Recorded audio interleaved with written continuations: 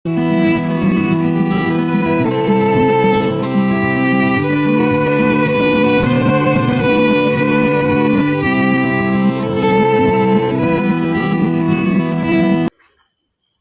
guys! For today's video, I will present a dramatic monologue. Before we start, let me introduce myself. My name is Har JT Brabante and I hope everyone likes my video. Let's start! Good day everyone, and today I want to share a simple story. It is not about a superhero or a famous person. It is about an ordinary student who almost gave up. There was a time when I believed I was not good enough. Every time I failed, I blamed myself. Every time I made a mistake, I thought I disappointed everyone. I kept asking myself, why can't I do better? Why do I always make mistakes? I look at my classmates.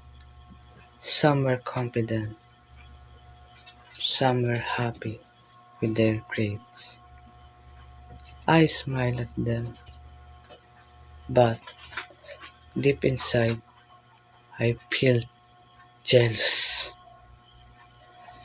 I wish I could be like them. Then, one day, our teacher returned our test papers. My hands were shaking as I looked at my score. It was low. I felt embarrassed. I didn't want anyone to see my paper. So I quietly placed it inside my bag and went home without saying a word. When I got home, I stayed alone in my room. I looked out the window and kept thinking, maybe I wasn't smart enough.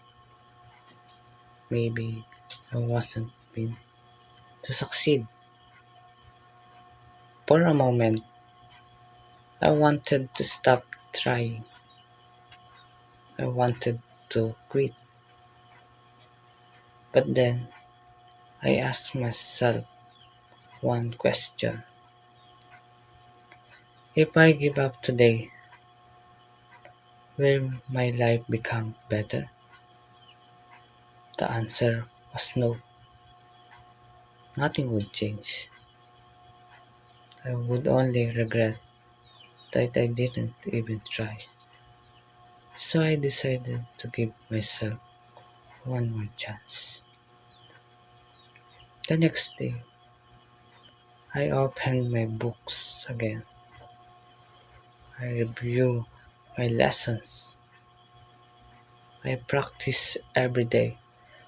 Whenever I didn't understand something, I asked my teacher.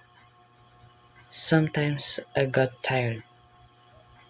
Sometimes I felt like giving up again.